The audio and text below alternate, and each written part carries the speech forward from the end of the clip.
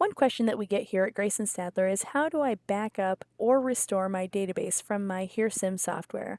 Now, HearSIM is the software that is used with the GSI Novus, the newborn hearing screening device, and it is very easy to back up and restore the database from this software. To back up the database, you will click the upper left-hand hamburger icon and go to Administration.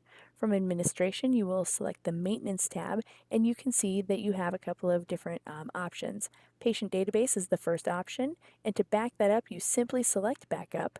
You choose a place for this to be stored, and hit Save.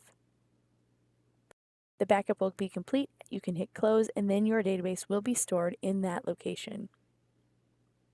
To restore the database, you do the same type of thing. You go to Administration, you go to Maintenance, and instead of hitting Backup, you hit Restore. You will find where you have backed up that database, select it, hit Open, and it will restore that database. Now, since I just backed up the one that I'm using and I'm trying to import it, it does ask me if I want to overwrite that. I'm going to, and then it will restore it completely.